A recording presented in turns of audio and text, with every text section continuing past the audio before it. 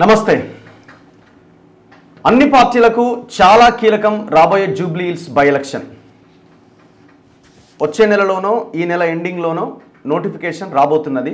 ఎందుకంటే ఒక ఎమ్మెల్యే అక్కడి నుంచి లేకుండా పోయిన తర్వాత 6 నెలల లోపుగా ఎలక్షన్ జరగాల్సి ఉంటుంది. సో ఆ సమయం ముంచుకొస్తున్నది కాబట్టి ఎలక్షన్ కమిషన్ కూడా రెడీ అవుతున్నది. సరే, ఇప్పుడు లోకల్ బాడీ ఎలక్షన్స్ ముందా తర్వాత అంటే జూబ్లీ హిల్స్ బై ఎలక్షనే ముందొచ్చే అవకాశం ఉన్నది. సో ఈ జూబ్లీ హిల్స్ బై ఎలక్షన్ తర్వాతనే లోకల్ బాడీ ఎలక్షన్ జరగడానికి అవకాశాలు కనబడుతున్నాయి. సో ఇక్కడ 3 పార్టీలు ప్రధానంగా పోటీ చేయబోతున్నాయి. బీఆర్ఎస్ సిట్టింగ్ స్థానం ఇది. మాగంటి గోపీనాథ్ మరణంతో ఏర్పడ్డ స్థానం. ఆయన భార్యకి బీఆర్ఎస్ టికెట్ ఇచ్చే అవకాశాలు ఎక్కువగా ఉన్నాయి. అక్కడ కూడా ఆశావహులు ఉన్నా ఆమె వైపే పార్టీ మొగ్గు చూపుతున్నట్టుగా కనబడుతున్నది. సింపతి, సానుభూతి ఏమైనా వర్కౌట్ అవుద్దన్నది వాళ్ళ ఆలోచన అయి ఉండొచ్చు. అండ్ రెండో పార్టీ కాంగ్రెస్ పార్టీ, అధికారంలో ఉన్న పార్టీ. వాళ్ళు కూడా పెద్ద ఎత్తున ఇప్పటికే కార్యాచరణ ప్రకటించారు. ఇన్ఛార్జ్ మంత్రులు, మిగతా అందరూ కీలక నాయకులందరికీ బాధ్యతలు అప్పగించి వాళ్ళు ఆల్రెడీ గ్రౌండ్లో దిగారు. ఎందుకంటే అధికారంలో ఉన్న పార్టీ కాబట్టి డబ్బు ఉంటుంది, వ్యవస్థ వాళ్ళ చేతిలోనే ఉంటుంది కాబట్టి వాళ్ళు కొంత ముందుగానే ఉన్నారు. సో ఇక్కడ అజారుద్దీన్కి టికెట్ ఇస్తారేమో అనుకున్నారు, కానీ నవీన్ యాదవ్ పేరు ఇప్పుడు ప్రధానంగా తెర మీదకి వస్తున్నది. సో ఇప్పుడు వీళ్ళు బీసీ అంటున్నారు కాబట్టి ఆ కోణంలో జూబ్లీ హిల్స్ టికెట్ ఆయనకి ఇచ్చే అవకాశం ఉందంటున్నారు. ఇక మూడోది బీజేపీ ఇక్కడ మరి ఏమాత్రం ప్రభావం చూపుతుంది అన్నది చూడాలి. ఇక్కడ మైనార్టీ ఓటు బ్యాంక్ చాలా కీలకంగా ఉన్నది. ముస్లిం ఓటు బ్యాంక్ దాదాపు 1,20,000 ఉన్నది. క్రిస్టియన్ మైనార్టీ ఓటు బ్యాంక్ కూడా దాదాపు 40,000-50,000 ఉన్నారు. అంటే దాదాపు 1,50,000కు పైన ఈ మైనార్టీ ఓటు బ్యాంకే ఉన్నది. మరి ఇక్కడ బీజేపీ ఏ రకంగా ఓట్ పోలరైజ్ చేసి గెలవగలుగుతుంది అన్నది కూడా ఒక పెద్ద క్వశ్చన్ మార్క్. ఈ 3 ప్రధాన పార్టీలు ఇక్కడ పోటీలో ఉన్నాయి. ఒకసారి మనం డీటెయిల్డ్గా జూబ్లీ హిల్స్ బై ఎలక్షన్ గురించి డిస్కస్ చేద్దాం. నా ముందు మధు గారు ఉన్నారు, బీకాన్ అనే సంస్థ అధినేత. ఆయన చాలా ఎలక్షన్స్కి సంబంధించి దేశంలో చాలా రాష్ట్రాల్లో కూడా వాళ్ళ యొక్క స్ట్రాటజీస్ని లేకపోతే వాళ్ళ యొక్క స్టాటిస్టిక్స్ని బయటకు తీసుకొచ్చి చాలాసార్లు సక్సెస్ అయ్యారు కూడా. ఈ రాష్ట్రానికి సంబంధించి మన జనరల్ ఎలక్షన్స్ కావచ్చు, అంతకుముందు ఎలక్షన్స్ విషయంలో కూడా మాట్లాడదాం. నమస్తే అన్న. నమస్తే. ముందుగా ఈ జూబ్లీ హిల్స్ బై ఎలక్షన్ రాబోతున్నది. ఆగడం అంటూ ఏమీ ఉండదు. ఇంకొక ఈ నెలలోనో వచ్చే నెలలోనో నోటిఫికేషన్ రాబోతున్నది. 3 పార్టీలు పోటీలో ఉన్నాయి. సో సూటిగా ఎవరికి గెలిచే అవకాశాలు ఎక్కువగా ఉన్నాయంటే ఏం చెప్తారు ఇప్పుడున్న ట్రెండ్స్ ప్రకారంగా? సో టికెట్ అనౌన్స్మెంట్ అనే దాని మీద ఒకటి డిపెండ్ అయి ఉంటుంది రగన్న. ఒకటి ఫస్ట్ ఆఫ్ ఆల్ ఏంటంటే టీఆర్ఎస్ వాళ్ళు డిసైడ్ అయిపోయినారు, బీఆర్ఎస్ వాళ్ళు డిసైడ్ అయిపోయినారు. ఎందుకంటే బీఆర్ఎస్ ఎప్పుడు కూడా వాళ్ళ ఆనవాయితీ ప్రకారం ఏంటంటే ఎవరైతే మరణిస్తారో వాళ్ళ కుటుంబ సభ్యులకి ఇచ్చే ఆనవాయితీ భార్య. కానీ ఇదివరకు మన దుబ్బాకలో కూడా ఒకసారి చూసినాం కాబట్టి కేసీఆర్ గారు ఆ సెంటిమెంట్ ఆ స్ట్రాటజీ గెలవకుండా అదే ఫాలో అవుతారు కాబట్టి వాళ్ళ భార్య సునీత గారికి టికెట్ మ్యాక్సిమం అయిపోయింది అది.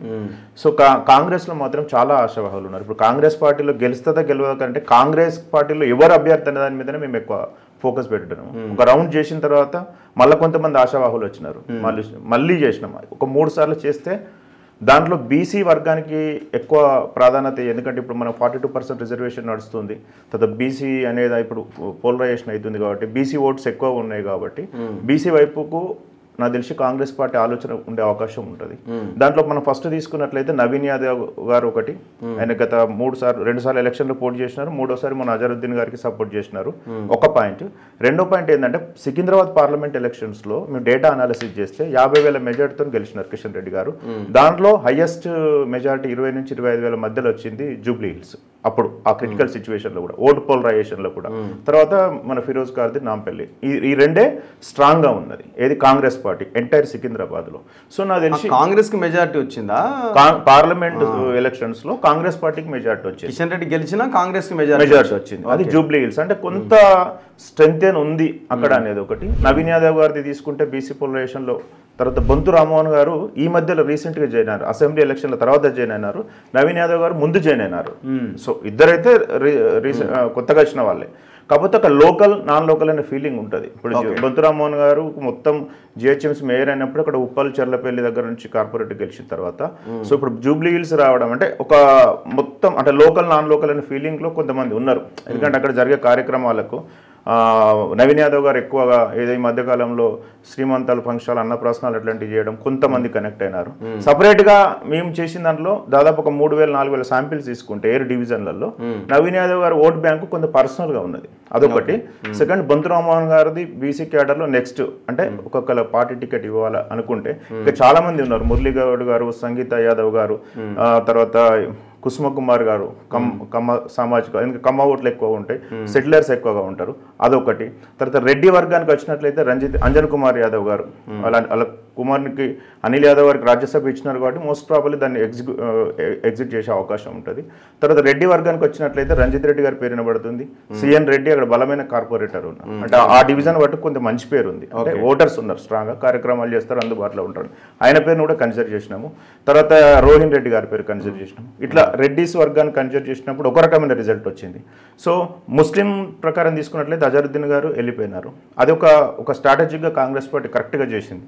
సో అజరుద్దీన్ గారు ఉన్నట్లయితే, అజరుద్దీన్ గారికి ఏంటంటే ఫేస్ వాల్యూ ఉన్నప్పటికీ అంటే అక్కడ ఉన్నటువంటి లోకాలిటీ అనేది మిస్ అవుతుంది. అంటే ఒకళ్ళు ప్రజలు వచ్చి ఏదైనా సమస్య చెప్పుకున్నప్పుడు సమస్య సాల్వ్ చేయడం ఎంతో ముఖ్యమో ఆ సమస్యను ఎట్లా చేసినామని చెప్పడం అనేటువంటిది కూడా ఇంపార్టెంట్. సో అజరుద్దీన్ గారి మీద ఎలాంటి వాల్యూ లేదు. కాకపోతే ఇప్పుడు ఆయన ఎమ్మెల్సీ పంపించినాం. పాత ఎమ్మెల్సీ ఎవరైతే అలీఖాన్ ఎవరు పెట్టారు కదా, అమీద్ అలీ గారు, ఆయన ఏం చేసినట్టు ఈ మధ్యలో ఓపిక లేక 2-3 ఆర్టికల్స్ కొద్దిగా పార్టీకి ఎగనెస్ట్గా రాయడం వల్ల పక్క జరిపేసి అజరుద్దీన్ గారిని పంపించడం జరిగింది. So that is the best step. అక్కడ ఒకరిని అకామిడేట్ చేసినారు, ఇక్కడ ఒక బీసీని అకామిడేట్ చేసినారు, అంటే మైనార్టీ అకామిడేట్ అయిపోయింది. ఇక్కడ ఒకవేళ వీళ్ళు ఇవ్వాలనుకుంటే ఒక బీసీని అవుతుంది. అది యాదవ్ వర్గానికి సంబంధించినటువంటి అవకాశంలో మా ఎడ్జ్లో ఈ బీసీలలో ఒక 2-3% క్యాండిడేట్ సర్వేలో నవీన్ యాదవ్ గారి పేరే ముందంజలో ఉంది. సో కాంగ్రెస్ ఎందుకు, ఇంకొకటి ఏంటంటే వాళ్ళ నాన్నగారిది కొంత చిన్న శ్రీశైలం అంటే ఆ ఏరియాలో బస్తీలలో ఏదైనా ఉన్నది ఒకటి. తర్వాత ఆయన సొంత కార్యక్రమాలు ఒకటి ఉన్నాయి. ఆయన పోల్ మేనేజ్మెంట్, బూత్ మేనేజ్మెంట్ ఇదివరకు చేసినారు. ఎట్లా అంటే ఆయన ఎంఐఎం పార్టీ తరఫున నిలబడినాడు. ఒకసారి తక్కువ ఓట్లు వచ్చినాయి, 20,000-25,000 ఓట్లు వచ్చినాయి. ఆ తర్వాత కూడా ఒకసారి ఇండిపెండెంట్ కూడా పోటీ చేయడం జరిగింది. అంటే ఒకసారి పోటీ చేసినప్పుడు ఏమవుతుంది అంటే గారు, పోల్ మేనేజ్మెంట్ ఎట్లుంటుంది, ఎక్కడ జరుగుతుంది, ఏజెంట్ ఎట్లుంటారు, బూత్ లెవెల్ మేనేజ్మెంట్ ఎట్లుంటుంది, ఎట్లా అంటే ఓట్లు పడతానే పడా తర్వాత సంగతి. ఒకసారి 9,000 ఓట్లతోనే ఓడిపోవడం జరిగింది. అంటే మాగంటి గోపీనాథ్ గారు 16,000 మెజార్టీతోనే జరిగింది. అదే పెద్ద 50,000 లక్ష మెజార్టీతో ఏం కాదు. కాబట్టి ఇప్పుడున్న సిచ్యువేషన్లో, ఇప్పుడున్న పరిస్థితులలో ఆయన సొంత టీం కూడా ఉంది కాబట్టి అక్కడ నవీన్ యాదవ్ గారు వైపుకే అంటే యువకుడు యాక్టివ్గా పార్టిసిపేట్ చేసే అవకాశం ఇస్తే ఉంటుంది. ప్లస్ ఫస్ట్ టైం ఎమ్మెల్యే కాబట్టి మినిస్టర్ కూడా పెద్ద అకామిడేట్ చేసినటువంటి అవసరం లేనటువంటి పొజిషన్ కాబట్టి ఉంది. ఇంకొకటి ఇక్కడ ఇంపార్టెంట్ పాయింట్ అంటే దానం నాగేందర్ గారు కూడా రిజైన్ చేసి ఇప్పుడు ఎట్లయినా స్పీకర్ తీసుకునే డిసిషన్లో ఖైరతాబాద్ ఉండే అవకాశం ఉంటుంది కంపల్సరీగా. ఆ ఉన్నప్పుడు ముందే రిజైన్ చేసి ఇక్కడ గెలిస్తే ఎట్లా అనేది కూడా ఒక ఆలోచన వచ్చింది. కాకపోతే అది మాకు అక్కడ వచ్చిన అంచనా ప్రకారం నాగేందర్ గారికి హోల్డ్ ఉంది ఇక్కడ ఉన్నప్పటికీ కూడా ఖైరతాబాద్ స్థానం కోల్పోతుంది. ఒక నాగేందర్ గారు ఇక్కడ సీట్ ఇస్తే నెక్స్ట్ జరిగేటువంటి ఈ ఎలక్షన్ కంటే ఈ జూబ్లీ ఎలక్షన్ మీదనే ఇప్పుడు నెక్స్ట్ స్థానిక సంస్థలు డిపెండ్ అయి ఉంటాయి. తర్వాత ఎంపీటీసీ మొత్తం వ్యవస్థ అనేది ఇప్పుడు దీని మీదే డిపెండ్ అయి ఉంటుంది. ఎందుకంటే ఇది కరెంటు ఎవరి స్థానం అంటే బీఆర్ఎస్ స్థానం. సో బై ఎలక్షన్స్ వచ్చినప్పుడు సినారియోస్ అన్ని డిఫరెంట్గా ఉంటాయి. దుబ్బాకకు ఒక రకంగా ఉంది. ఉత్తమ్ కుమార్ రెడ్డి గారు రిజైన్ చేశారు చూడండి. రిజైన్ చేసినప్పుడు అప్పుడు బీఆర్ఎస్ గెలిచింది హుజూర్ నగర్లో. హుజురాబాద్లో ఒక రకంగా ఉంటుంది.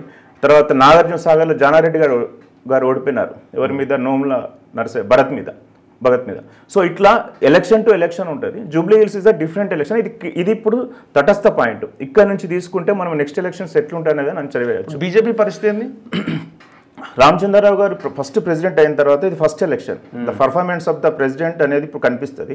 కాబట్టి వాళ్ళు 5 కమిటీని వేసినారు. రఘునందన్ రావు గారికి ఇన్ఛార్జ్ ఇచ్చినారు, గౌతమ్ రామ్ మన పాయల్ శంకర్ గారికి. సో అక్కడ లంకల దీపక్ రెడ్డి అని చెప్పేసి లాస్ట్ 24,000 ఓట్స్ పడ్డాయి. సో ఇక్కడ బీజేపీకి టీడీపీ ఎంత సపోర్ట్ చేస్తుంది, వాళ్ళ కూటమి జనసేన ఎంత సపోర్ట్ చేస్తుంది, అక్కడ ఉన్న సెటిలర్లు ఎంత సపోర్ట్ చేస్తారు అనేది ఒక పాయింట్. సెకండ్ ఇక్కడ ఏంటంటే హిందూ ఓట్ ఎంత పోలరైజేషన్ అనే దాని మీదనే డిపెండ్ అయి ఉంటుంది. నాకు తెలిసినంత వరకు 4 లక్షల ఓటర్లు ఉన్నారు గారు. 60% మాక్సిమం పోల్ అవుతుంది. ఎందుకంటే బై ఎలక్షన్స్ కాబట్టి లాస్ట్ టైం 50, 52, 48 అట్లా పడ్డది కాబట్టి ఇంకో 10% ఎక్స్పెక్ట్ చేయొచ్చు. కాకపోతే ఎక్కువ 60% వచ్చేసి ఇవి ఉన్నాయి, ఏవి గల్లీలు ఉన్నాయి. 40% వచ్చేసి కొంత అఫీషియల్ దాంట్లో ఉన్నాయి. అఫీషియల్స్ కొంచెం తక్కువనే ఉంటుంది జూబ్లీ హిల్స్ ప్రాంతం కాబట్టి. ఆ ఓటు 4 లక్షల ఓట్లో 60% అంటే 2,40,000 2,20,000 65 దాకా పోతుండొచ్చాము అంతే. ఎలక్షన్ కాబట్టి అందరి ఫోకస్ ఉంటుంది కదా, ఉంటుంది. అంటే ఫోర్సబుల్ గా తీసుకుపోయి ఓటర్ను ఓటేయించే పరిస్థితి వస్తుంది కాబట్టి అది పెరిగే అవకాశం ఉంటుంది పోల్ మేనేజ్మెంట్లో. అంటే మీరు అన్నట్టు 65 ఇస్ ద హైయెస్ట్, అదైతే దాటదు. మా అంచనా, మా సర్వే ప్రకారం అయితే 60 ఇస్ ద మ్యాక్సిమం. ఇప్పుడు మీ సర్వేలో బీఆర్ఎస్, కాంగ్రెస్, బీజేపీ మూడే కదిగా అంతే. బీఆర్ఎస్, కాంగ్రెస్, బీజేపీ, ఎంఐఎం పోటీ చేస్తుందా కాంగ్రెస్? ఎంఐఎం అనేది అన్ని నియోజకవర్గాలతో పోల్చుకుంటే వీక్ ఉన్న సెక్షన్ ఏదంటే జూబ్లీ హిల్స్. ఓకే, వాళ్ళకి ఎప్పుడు ఒక 10-15 వేల ఓట్ బ్యాంక్ ఉంటుంది. కాకపోతే ఇంట్రెస్టింగ్ పాయింట్ ఏంటంటే 1,20,000 1,30,000 ఓన్లీ ముస్లిం ఓటర్స్ ఉన్నారు. అదే అజారుద్దీన్ గారికి ఇచ్చేది ఉంటే దాదాపు 70,000 80,000 అక్కడి నుంచే కౌంట్ స్టార్ట్ అయ్యేది. కాకపోతే ఇప్పుడు ఈ ముస్లిం ఓట్ పోలరైజేషన్ బీఆర్ఎస్ కు జరుగుతుందా, కాంగ్రెస్ కు జరుగుతుందా? నేను అనేది ఏంటంటే అది ఇప్పుడు ఎంఐఎం ఇండిపెండెంట్ గా పోటీ చేస్తుందా, కాంగ్రెస్ తో మద్దతుగా ఉంటుంది? పోటీలో ఉంటుంది కంపల్సరీ. కాకపోతే టికెట్ ఎవరికి ఇస్తారు? ఇదివరకు ఫరారుద్దీన్ అని చెప్పేసి ఒక అతను ఉన్నాడు, 10,000 ఓట్ బ్యాంక్ ఉంది పర్సనల్ గా. అట్లాంటి వాళ్ళకి ఇస్తారు. ఇచ్చినా కానీ ఏమైతుందంటే ఓటర్ అనేవాడు గెలవాలని కోరుకుంటాడు ఎప్పుడైనా. అంటే అధికారంలో నా పాయింట్ ఏంటంటే ఎంఐఎం సపరేట్ గా పోటీ చేస్తే బీఆర్ఎస్ కొన్ని ముస్లిం ఓట్లు, కాంగ్రెస్ కొన్ని ముస్లిం ఓట్లు, ఎంఐఎం కొన్ని ముస్లిం ఓట్లు చీలిస్తే వీళ్ళు బీజేపీ వాళ్ళు కనుక హిందూ ఓట్స్ ని పోలరైజ్ చేయగలిగితే బీజేపీ బయటపడడానికి అవకాశాలు లేదు. ఎందుకంటే 1,30,000 మా 1,30,000 60% పోల్ అయినా ముస్లిం ఓట్ ఎక్కువ పోల్ అయితే 70% అయినా కానీ దాంట్లో ఎక్కువ ఎవరికి ఉందంటే కాంగ్రెస్ వైపే మొగ్గు చూపుతున్నారు. ఎంఐఎం దెబ్బని అంతర్గతంగా ఏదైనా మద్దతు పెట్టుకొని రేపు జిహెచ్ఎంసీలో కాంగ్రెస్కి వేరే ఆల్టర్నేట్ లేదు. ఎందుకంటే గ్రేటర్ హైదరాబాద్లో కొద్దిగా కాంగ్రెస్ యొక్క ఉంది కాబట్టి దాన్ని ఇంప్రూవ్ చేసుకోవాలి. జిహెచ్ఎంసీలో 2 స్థానాలని, ఈవెన్ మల్కాజ్గిరి సీఎం స్థానంలో కూడా 2 గెలిచినారు కాబట్టి కార్పొరేటర్లు. సో ఇది కూడా ఒక పొత్తుకు అంటే జూబ్లీ హిల్స్ అనేది ద మల్టిపుల్, ఇది ఒక కనెక్టర్ అనమాట. నాకు తెలిసినంత వరకు ఎంఐఎంతోని మద్దతు అంటే ఇంటర్నల్గా పెట్టుకొని క్యాండిడేట్ పెట్టుకుంటే దాదాపు ఒక 60% ముస్లిం ఓట్స్ కాంగ్రెస్కే పోలరైజేషన్ అవకాశం ఉంటుంది. ఎందుకంటే అజారుద్దీన్ కూడా ఉన్నారు కాబట్టి అక్కడ, దానం నాగేందర్ పక్క నుంచే ఉన్నారు కాబట్టి. సో ఇక్కడ టీం ఎవరికి వివేక్ గారికి ఇచ్చినారు. బీజేపీ గెలవడానికి అవకాశం లేదు. బీజేపీకి బీఆర్ఎస్ మధ్యలో మాత్రం 4 to 5% మాత్రమే ఉంటుంది హోరాహోరీగా డిఫరెన్స్. అంటే ఉన్న 2,40,000 పోలరైజేషన్ లో నాకు తెలిసినందరికి ఇది టూ ఎర్లీ టు డిస్కస్. ఇక్కడ క్యాండిడేట్స్ ఎవరు డిసైడ్ చేస్తున్నాం అన్నది రేపు పొద్దున నోటిఫికేషన్ వచ్చినాక ప్రచారాలు. బీజేపీ వాళ్ళు కూడా మంచి క్యాండిడేట్, ఇప్పుడు అక్కడ ఉన్న లీడర్లు కాకుండా స్టేట్ లీడర్ ఎవరినన్ను పెట్టిరు అనుకోండి, ఇంపాక్ట్ వేరే ఉండొచ్చు కదా? ఉండదండి, ఉండదు. ఎందుకంటే వేరే స్థానం అయితే ఉంటాయి. ఇప్పుడు మీరు ఇదే విషయం ఖైరతాబాద్ గురించి అడిగింది అనుకోండి, మనం ఆన్సర్ చెప్పొచ్చు. ఇదే ఉప్పల్ గురించి అడిగితే మనం ఆన్సర్ చెప్పొచ్చు. కాకపోతే ఇది ఏంటంటే జూబ్లీ హిల్స్ అనేది ఒక మినీ బొంబాయి లాగా, అంటే అన్ని రకాలుగా ఉంటారు. బీజేపీ ఓట్ బ్యాంక్ ఉంటుంది, టీడీపీ ఓట్ బ్యాంక్ ఉంటుంది, కమ్మ ఓట్ బ్యాంక్ ఉంటుంది, గల్లీలలో చాలా మంది ఉంటారు, లోకల్ లీడర్స్ తిరిగే వాళ్ళు, లోకల్ హైదరాబాద్ లోకల్స్ వాళ్ళు ఉంటారు, మైగ్రేషన్ అయిన వివిధ డిస్టిక్లు వాళ్ళు ఉంటారు, మహబూబ్ నగర్ ఇక్కడ నుంచి వచ్చిన వాళ్ళు. సో ఇప్పుడు ఏంటంటే ఎప్పుడు కాంగ్రెస్ పార్టీ ఇప్పుడు ఎట్లా స్ట్రాటజీతో పోతుందంటే ముగ్గురిని గౌడ్, పొన్నం ప్రభాకర్ గౌడ్ను గౌడ్ పోలరైజేషన్ కోసం, తర్వాత వివేక్ గారిని ఒక వాళ్ళ వర్గం కోసం, అదేవిధంగా తుమ్మల గారిని కమ్మ వర్గం కోసం వాళ్ళు ఒక పద్ధతి ప్రకారం పోతున్నారు. ఇక్కడ ఐటీ ఎంప్లాయీస్ ఎక్కువ ఉన్నారు, ఒక దాదాపు 15 నుంచి 20,000 ఐటీ ఎంప్లాయీస్ ఉన్నారు. ఎక్కడ మన రేహమద్ నగర్, బౌరబాండ్ అక్కడి నుంచి చూసినట్లయితే అమీర్పేట ఈ ప్రాంతంలో అది శ్రీధర్ బాబు గారి లాస్ట్ మినిట్లో స్ట్రాటజీగా ఐటీ మినిస్టర్ కనుక తీస్తే ఆ ఓటు పోలరైజేషన్ అయితే. కాబట్టి టీం వర్క్ అనేది ఎట్లా చేస్తాము, ఇప్పుడు టికెట్ వచ్చిన తర్వాత మిగతా వాళ్ళు ఏ విధంగా సహకరిస్తారు అనేది ఇంపార్టెంట్ కాంగ్రెస్. ఒకవేళ అందరిని కూర్చుని పెట్టి నెక్స్ట్ ఎక్కడైనా అకామిడేట్ చేస్తాము, ఫస్ట్ ప్రజెంట్ గెలవాల్సింది జూబ్లీ హిల్స్ అనేది కనుక ఇస్తే అది పెద్ద నాకైతే కేక్ వాక్ అనిపిస్తుంది. కొన్ని సర్వేల మటుకు కొన్ని అటు ఇటుగా ఇస్తున్నారు. బీఆర్ఎస్ సింపతి వర్కౌట్ అవ్వదా? ఇప్పుడు ఆయన భార్య పోటీలో ఉంటే చనిపోయిన ఆయనే స్థానం వాళ్ళదే కాబట్టి అవకాశం లేదా? మాగంటి గోపీనాథ్ గారు ఏం చేశారంటే కింది క్యాడర్కు ఛాన్స్ ఇవ్వలేదు. ఇప్పుడు బాబా ఫసీద్దీన్ ఉన్నారండి, ఆయన deputy mayor, is a nice candidate actually. అంటే ఒక క్యాండిడేట్, ఆయన ఇప్పుడు కాంగ్రెస్లో ఉన్నారు. సిఎన్ రెడ్డి గారు కాంగ్రెస్లో ఉన్నారు. అంటే ఉన్న చుట్టుపక్కల బలాలన్నీ కాంగ్రెస్లో ఉన్నాయి. ఇప్పుడు ఆల్రెడీ ఇప్పుడు నోటిఫికేషన్ వస్తున్న ఉద్దేశంగానే దాదాపు కళ్యాణ్ లక్ష్మి, షాదీ ముబారక్, అంటే అది ప్లాన్, అది ఎవరైనా చేసేది, ఏ అధికారంలో చేస్తున్నారు అంటే ఓటర్స్ని కవర్. కొద్దిగా గల్లీలలో కాంగ్రెస్ మీద వ్యతిరేకత ఉన్నది. ఈ హైడ్రా తర్వాత మూసి ప్రక్షాళన, కొన్ని విషయాలు కొన్ని భయభ్రాంతులు ఉన్న వాస్తవాలు. ఎందుకంటే మనం ఎవరికి సపోర్ట్ కాదు, we have to tell the facts. అయితే వాటిని కవర్ చేసేందుకోసం వీళ్ళు యాక్షన్ ప్లాన్లోకి దిగారు. ఇప్పుడు రియాజ్ లాంటి వాళ్ళు ఉన్నారు, అంటే ముస్లిం ఓటర్స్ను కమ్యూనికేషన్ ట్రాన్స్ఫర్ చేసేందుకోసం వీళ్ళు ఇట్లా వీళ్ళ టీం సరిగ్గా పనిచేయగలిగితే పెద్ద ప్రాబ్లం ఏమి ఉండదు. కాకపోతే బీఆర్ఎస్ పరిస్థితి ఎట్లుందంటే ఒక మహిళ అయిపోయింది ఒకటి, ప్లస్ కేసీఆర్ గారు రాకుండా కేసీఆర్ గారు మహిళా ఓటర్లంతా అమ్మాయి నిలబడరు. మహిళా ఓటర్ అట్లాంటి ఇప్పుడు బండారు దత్తాత్రేయ గారి కూతురుకు విజయలక్ష్మి గారికి కూడా టికెట్ ఇచ్చే అవకాశం ఉంది. అప్పుడు ఈ 2 మహిళా ఓటర్స్ లో స్ప్లిట్ అవుతుంది. అంటే ఇది ఎట్లుంటుంది అంటే పర్మిటేషన్ కాంబినేషన్ డిఫరెంట్గా ఉంటుంది, సిచ్యువేషన్ బట్టి ఉంటుంది. కానీ బేసిక్గా మాత్రం ఇప్పుడున్నటువంటి సిచ్యువేషన్లో మాత్రం కాంగ్రెస్ పార్టీ ఒక 15,000 నుంచి 20,000 వరకు హెడ్జ్లో ఉంది. ఒకవేళ బీఆర్ఎస్ కనుక ప్రెస్టేజ్ తీసుకొని ఇప్పుడు కవిత ఇష్యూ వల్లనే వాళ్ళు సతమతం అవుతున్నారు, కవిత గారి ఇష్యూ వల్లనే. సో అది ఇంకా వీళ్ళకి ఇంకా మంచి అవకాశం దొరికింది ఇప్పుడు స్థానిక సంస్థలకు కానీ లేకపోతే ఉన్నటువంటి బై ఎలక్షన్స్ కానీ ఇది వాళ్ళకి హోప్ దొరికింది కాంగ్రెస్ పార్టీకి. సో దీన్ని ఎట్లా యూటిలైజ్ చేసుకుంటారు, ఎట్లా సమన్వయం చేసుకుంటారు.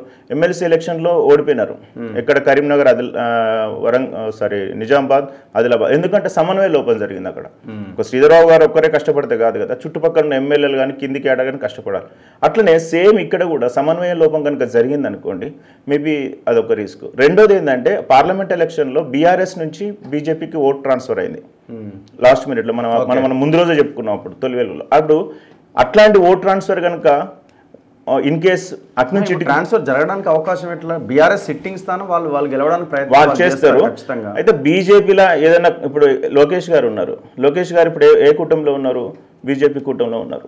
ఓకేనా? ఇప్పుడు ఈ మధ్యలో మనం చూస్తున్నాం తరచుగా కేటీఆర్ లోకేష్ మీటింగ్స్ అట్లా అని చెప్పేసి. ఏదైనా ఇది జరగదు, ఇది 5% కూడా ఛాన్స్ లేదు.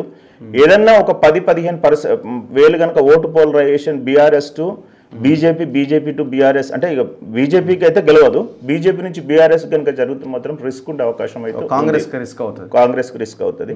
బీజేపీ ఎన్ని ఓట్లు జీలిస్తే హిందీ ఓట్లు అంత కాంగ్రెస్కు ప్లస్ అవుతుంది. సో అప్పుడు ఏమవుతుందంటే ట్రయాంగిల్ 4లో ఎడ్జ్ టు ఎడ్జ్ వచ్చినప్పుడు ఎలాగో 70,000 ఓట్ బ్యాంక్ ఉంటుంది. ఇచ్చే క్యాండిడేట్కి ఒకవేళ నవీన్ యాదవ్ అని అనుకుందాం మనం ఇప్పుడు ప్రజెంట్, ఆ పర్సనల్ ఓట్ బ్యాంకు ఈ ఓట్ బ్యాంక్ కలిసింది అనుకోండి బయటపడతారు. కాకపోతే అంత ఈజీ ఏం కాదు. కాకపోతే లాస్ట్ మినిట్లో ఇప్పుడు కేసీఆర్ గారు పట్టించుకోకపోయినా ఎలక్షన్ మనం ఒకటి పోతే ఏముంది అని బయటికి రాక ప్రచారానికి రాక ఓన్లీ ఒకరికే ఇన్ఛార్జ్ ఇద్దరికో ఇన్ఛార్జ్ చెప్తే కాదు. కాకపోతే ఇప్పుడున్న పరిస్థితుల్లో టీం వర్క్ మట్టుకు కాంగ్రెస్ కొంచెం ముందంజలో ఉంది. The main agenda is how that minority ఓట్లు ట్రాన్స్ఫర్ అవుతాయి అనేది మీదనే ఫస్ట్ ప్రియారిటీ. గల్లీ ఓట్లను ఎట్లా తీసుకుంటుంది కాంగ్రెస్ అనేది సెకండ్ ప్రియారిటీ. మూడోది టీం వర్క్ ఎట్లా చేస్తే సమన్వయంతో అనేది మూడోది. నాలుగోది టికెట్ ఇచ్చినప్పుడు చుట్టుపక్కల ఉన్న వాళ్ళందరూ కూడా సమన్వయంతో సపోర్ట్ చేస్తారా అనేది ఇంకొక అంశము. హైడ్రా ఇట్లాంటి కొన్ని వ్యతిరేకత ఇప్పుడు మీరు ఛానల్ చూపిస్తున్నారు కదా, అట్లాంటి ఏమైనా ఇంపాక్ట్ కాకుండా దాన్ని ఏమైనా కన్విన్స్ చేస్తారా అనేది ఒకటి. కాబట్టి ఇవన్నీ చేసుకోగలిగితే ఇది పెద్ద విషయం కాదు. ఎలాగో యంత్రాంగం ఉంటుంది, పోల్ మేనేజ్మెంట్ ఉంటుంది, మనీ మేనేజ్మెంట్ ఉంటుంది. సో అధికార పార్టీ కాబట్టి సేమ్ కూడా బీఆర్ఎస్ వాళ్ళు కూడా చేస్తారు. ఎంత చేసినా ఓటర్ లాస్ట్కు డిసైడ్ అయ్యేది మటుకు స్ట్రాటజీస్ మీదనే డిసైడ్ అవుతారు. కాబట్టి ఖచ్చితంగా కొద్దిగా ఇప్పుడున్న పరిస్థితులు అంటే మనం నోటిఫికేషన్ రాకముందే టికెట్స్ ఇవ్వకముందే మనం డిస్కస్ చేస్తున్నాం కాబట్టి ప్రెజెంట్ సిచ్యువేషన్ ప్రకారం టికెట్ ఎవరికి ఇచ్చే అవకాశం ఉంది కాంగ్రెస్లో? నాకు తెలిసినంత వరకు మా సర్వే ప్రకారం అయితే నవీన్ యాదవ్ గారికి 2-3% ఎడ్జ్ ఉంది. అదైతేనే ద బెస్ట్ ఆప్షన్. లాస్ట్ మినిట్లో కాంగ్రెస్ పార్టీ మనం చెప్పలేం, ఎవరిని అయినా దించవచ్చు. కాకపోతే ఇంకొకటి ఏంటంటే రంజిత్ రెడ్డి పేరు వినబడుతుంది, ఆయనకి ఇస్తే అవకాశం ఏమైనా ఉందా? రంజిత్ రెడ్డి గారు ఎలక్షన్ అటెంప్ట్ చేయగలుగుతారు, గెలవగలుగుతారు మేనేజ్మెంట్తో. కానీ ఇప్పుడు రెడ్డి అనేటువంటి అంటే మెయిన్ ఓసీ అనేదాన్ని ఇప్పుడు ఇస్తే నెక్స్ట్ స్థానిక సంస్థల్లో మాత్రం కొంత ఇంపాక్ట్ పడుతుంది. కాబట్టి ఇప్పుడు ఈ ఒక్క ఎలక్షన్ చూసుకోకూడదు, 3 సంవత్సరాలు ఉండే ఎలక్షన్. 3 సంవత్సరాల కోసం మొత్తం స్టేట్ మొత్తం నాకు తెలిసినంత వరకు రిస్క్లో బెటర్ అనుకుంటా. రోహిన్ రెడ్డి గారు కూడా ఉన్నారు. ఈక్వేషన్ చాలా డిఫరెంట్గా ఉంటుంది. ఇప్పుడు నవీన్ యాదవ్కి కాంగ్రెస్ టికెట్ ఇవ్వకపోతే ఆయన ఇంకో పార్టీలోకి వెళ్ళి అయినా పోటీ చేస్తాడు. ఆయన నవీన్ యాదవ్ గారు ఆ రిస్క్ చేయరు చెప్తున్నా, ఎందుకంటే ఆయన గతంలో ఆల్రెడీ 2 సార్లు పోటీ చేశారు. ఆయన ఎలక్షన్ వదులుకుంటున్నారైతే నేను అనుకుంటలేను. 2023లో కూడా టికెట్ ఇవ్వలేదు, అష్యూరెన్స్ ఇచ్చిన అజరుద్దీన్ గారికే ఇచ్చినారు. ఎందుకంటే అజరుద్దీన్ గారు నేషనల్ లెవెల్లో నుంచి అయితే తెచ్చుకున్నప్పుడు కూడా నవీన్ యాదవ్ గారు సపోర్ట్ చేసినారు. ఇప్పుడు గవర్నమెంట్ ఉండగా దాంట్లోకి వెళ్ళి బయటకు వచ్చి వ్యతిరేకంగా చేసేంత సపోర్ట్ చేయరు. కాకపోతే నవీన్ యాదవ్ గారికి ఏదైనా బెస్ట్ ఆపర్చునిటీ ఇది ఇన్ కేసు టికెట్ ఇవ్వకపోతే. అది ఇక్కడ ఏంటంటే ఎవరైతే మంచి హార్డ్ వర్క్ చేస్తే ఇప్పుడున్న పరిస్థితుల్లో ఒబీడియంట్గా వాళ్ళకి మాత్రం నెక్స్ట్ వచ్చే కార్పొరేషన్ చైర్మన్లు కానీ తర్వాత బొంతు రామ్మోహన్ కూడా ప్రయత్నంలో ఉన్నారు. బొంతు రామ్మోహన్ గారు ప్రయత్నంలో బొంతు రామ్మోహన్ గారి డిసడ్వాంటేజ్ ఏంటంటే 2024 ఫిబ్రవరి 16లో జాయిన్ అయ్యారు. అంటే ఎలక్షన్ రిజల్ట్స్ వచ్చిన తర్వాత జాయిన్ అయినారు. ఇప్పుడు జాయిన్ అయితే ఏముంటుంది, అవన్నీ ఉండవు కదా, లేదా అన్నది పాయింట్. ఇంకొకటి ఏంటంటే వైస్ ప్రెసిడెంట్ ఇచ్చినారు మొన్న టీపీసీసీ. ఇప్పుడు కొత్తగా రాగానే వైస్ ప్రెసిడెంట్ అంటే is not a Congress party vice president అంత పెద్ద విషయం ఏం కాదు, అంటే పెద్ద పోస్టే ఉన్న దాంట్లో. So general secretary vice president is the ultimate direct connectivity to the AICC. కాబట్టి ఇచ్చినారు, అకామిడేట్ చేసినారు. కాకపోతే మా సర్వే మాకు వేరే వాళ్ళతో సంబంధం లేదు, కానీ 3 to 4% నవీన్ యాదవ్ గారికి ఎడ్జ్ ఉంది.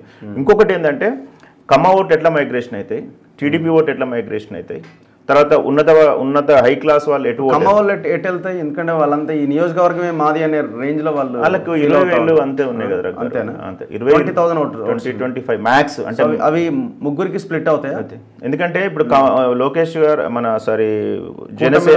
కూటమిలో ఉన్నప్పుడు కంపల్సరీ వేయాల్సిందే బీజేపీ కొన్ని, తర్వాత బీఆర్ఎస్ కోరబడతాయి కొన్ని. ఇక్కడ ఇప్పుడు సునీత కమ్మ సామాజిక వర్గం ఆ ఓటు అంటే నాకు తెలిసినంత కమ్మ ఓటుతో పెద్ద ఇంపాక్ట్ ఏముండదు, కానీ హైయెస్ట్ ఇంపాక్ట్ ఎవరితో ఉంటుంది అంటే మైనారిటీ. మీరు చెప్పింది కదా 150,000 క్రిస్టియన్ మైనారిటీ, ముస్లిం మైనారిటీ 150,000 ఉన్నారు కదా, దాన్ని ఎవరైతే పోలరైజ్ చేసుకుంటారో వాళ్ళు గెలుస్తారు. దీంట్లో బీజేపీ వీక్ ఉంటుంది.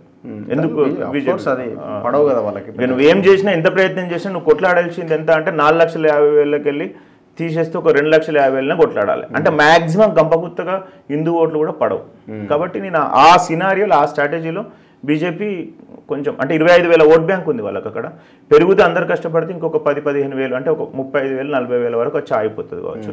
ఇదే ఇంకొక బీఆర్ఎస్ కనుక సెకండ్ ప్లేస్కి వస్తే ఇంకొక 20,000 అంటే 60,000, వీళ్ళకి 80,000, అంతా కలిపి ఒక 2,20,000 2,10,000 వరకు అని మేము అనుకుంటున్నాం ఇప్పుడున్నటువంటి మా శాంపిల్స్ ప్రకారం. మరి టికెట్ ఇచ్చిన తర్వాత మనం మాట్లాడుకునే అన్ని వాళ్ళ పర్ఫార్మెన్స్ ఎట్లుంటుంది అని మీద మాత్రం రిజల్ట్ ఉంటుంది. కానీ జూబ్లీహిల్స్ ఎలక్షన్ అనేది మాత్రం చాలా ఇంపార్టెంట్. ఎందుకంటే స్థానిక సంస్థలకు పోయేటప్పుడు ఇది ఒక బూస్ట్ అవుతుంది. తర్వాత రేపు పొద్దున స్పీకర్ గారు ఏదైనా 3 ఖైరతాబాద్ కానీ లేకపోతే స్టేషన్ గన్పూర్ కానీ లేకపోతే భద్రాచలం కానీ ఇట్లాంటి డిసిషన్ తీసుకున్నప్పుడు ఈ ఎలక్షన్ గెలిస్తే అంటే కొంచెం ఊపు అనేది వస్తుంది. కొంతమంది ఒక 30-40% ఊపు వస్తుంది. అదేవిధంగా ఎలక్షన్ చాలా కీలకం కాంగ్రెస్ కూడా. ఇంత వ్యతిరేకత ఉంది అని బాగా ప్రొజెక్ట్ చేస్తున్న క్రమంలో ఇది గెలవలేదనుకో ఇంకా కొలాప్సే కదా. అంటే మీరు అనుకుంటారు రగ్గారు, మీరు బయట తిరుగుతారు కదా, మేము టీమ్స్ దగ్గర నుంచి మేము డేటా తెప్పించుకున్నప్పుడు వీళ్ళు అనవసరంగా భయపడుతున్నారు. అంటే ఇప్పుడు సర్వేలు కరెక్ట్గా ఇవ్వాలా, స్ట్రాటజీస్ కరెక్ట్గా ఇవ్వాలి. ఎందుకంటే మనం చూసినప్పుడు 12,600 గ్రామ పంచాయతీల్లో బీఆర్ఎస్ గెలిచింది 70%, 30% రిమైనింగ్ కాంగ్రెస్ గెలిచింది, 5% బీజేపీ గెలిచింది. సో అధికార పార్టీకి బై డిఫాల్ట్గా 50% వస్తాయి రగ్గారు. అది వద్దన్నా వచ్చి రాకున్నా వస్తాయి. కాకపోతే ఇక్కడ మీ ప్రాబ్లం ఏం ఐడెంటిఫై చేసినామంటే మీరు ఏదైతే స్కీమ్స్ ఇస్తున్నారో లబ్ధిదారులు ఎవరు ఉన్నారో వాళ్ళని ఐడెంటిఫై చేసి ఓట్ బ్యాంకు మార్చుకునేటువంటి ప్రక్రియ కంప్లీట్గా కాంగ్రెస్ పార్టీ ఫెయిల్ అయింది.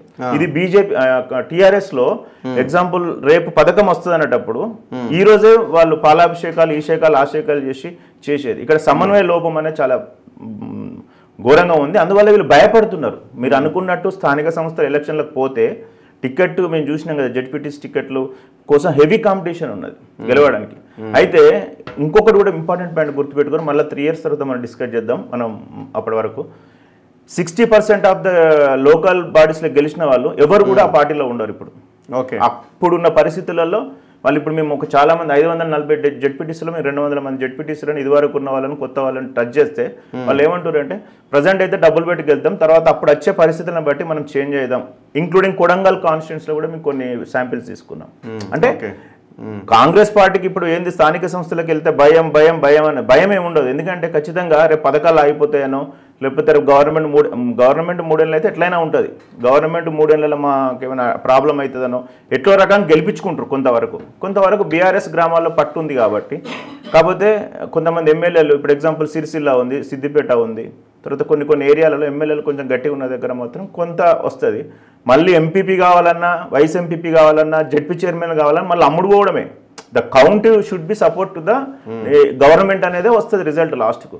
కాకపోతే భయపడాల్సిన అవసరం లేదు. కాకపోతే జూబ్లీహిల్స్ ఎలక్షన్ కనుక మైనస్ అయింది అనుకోండి, it should impact on all the areas. అంటే దానికి బీఆర్ఎస్ బాడీ ఎలక్షన్స్ లో చాలా ఇంపాక్ట్ పడుతుంది. ప్లస్ ఇప్పుడు బీఆర్ఎస్ లో ఒక క్రైసిస్ నడుస్తుంది. ఏది కవిత బీఆర్ఎస్ గెలిస్తే వాళ్ళకి మంచి బూస్ట్ కదా. బీఆర్ఎస్ గెలిస్తే వాళ్ళకి ఆన్సర్ ఉంటుంది. కాకపోతే వాళ్ళ స్థానం వాళ్ళు గెలుచుకున్నారు. పక్కకున్న ఖైరతాబాద్ మీద ఇంపాక్ట్ పడుతుంది రేపు ఒకవేళ స్పీకర్ డిసిషన్ తీసుకుంటే. చాలా ఉంటుంది. ఇప్పుడు ఫిరోజ్ ఖాన్ లాంటి వారు ఉన్నారు, ఇప్పుడు ఆయన కూడా టికెట్ అనుకోసం. కానీ ఏంటంటే ముస్లిమ్స్ అడాప్ట్ చేసుకుంటలేరు. అందులో బేసిక్గా ఎంఐఎం వాళ్ళే బాగా ప్రయత్నం చేస్తారు ఆయన వస్తారు. అందుకోసం ఏంటంటే ద బెస్ట్ ఆప్షన్ ఉన్న దాంట్లో ట్రాన్స్పరెన్స్గా చూసుకుంటే మా సర్వే ప్రకారం అందరు బాగా పర్ఫార్మెన్స్ చేసినారు. ఇండివిజువల్ పర్ఫార్మెన్స్ వేరు, అందరు ఇండివిజువల్ పర్ఫార్మెన్స్. ఇప్పుడు మనం ఒక టీం వర్క్ చేసినాం అనుకో, మార్కులు తీస్తే మనకి 40, 50, 30, 25, 20, 15 వస్తుంది. సంగీత యాదవ్ గారికి, మురళీ గౌడ్ గారు చాలా మంది ఉన్నారు దాంట్లో, కుసుమ కుమార్ గారు ఇట్లా ఉన్నారు. అన్ని తీస్తే అంతటా పోలరైజేషన్ లేదు. ఏడులో షేక్పేటలో ఒక రకంగా ఉన్నది, రహమద్నగర్లో ఒక ఉన్నది, వెంగళ నగర్లో ఒక ఉన్నది, బోరుబండలో ఒక రకంగా ఉన్నది. ఇట్లా ఏమవుతుందంటే ఒక్క దగ్గరనే స్ట్రాంగ్ ఉన్నారు. ఇవన్నిటిని గ్యాప్ను ఫుల్ఫిల్ చేయడానికే ఇప్పుడు కాంగ్రెస్ పార్టీ చేస్తున్నారు. అందులో కొద్దిగా ఎడ్జ్ 2 to 3% మనం అనుకున్న నవీన్ యాదవ్ గారు ఉన్నారు. చూద్దాం ఏం జరుగుతుందో. Anyway thank you very much. Thank you. So Jubilee Hills election by ఎలక్షన్లో ఎవరు గెలవబోతున్నారు అనేది చాలా కీలకం. మొత్తానికైతే 3 పార్టీలకి చాలా కీలకమైన ఎలక్షన్. ముఖ్యంగా కాంగ్రెస్ అండ్ బీఆర్ఎస్కి అయితే వీళ్ళు ఉన్న ఈ ప్రజా వ్యతిరేకతను ఎదుర్కోవడంలో మేము సక్సెస్ అయినామని చెప్పుకోవడానికి గెలవాలి. మేము ఉన్నాము, మేము ఏమైపోలేదు, భవిష్యత్తులో మాదే అధికారం అని చెప్పుకోవడానికి బీఆర్ఎస్కి రావాలి.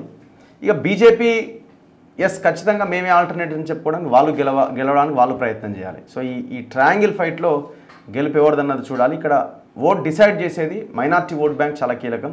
150,000 పైన ఈ ముస్లిం మైనార్టీ, క్రిస్టియన్ మైనార్టీ ఓటే ఇక్కడ ఉన్నది. చూడాలి మరి ఏం జరుగుతుందో. చూస్తూనే ఉండండి మన తొలి వెలుగు.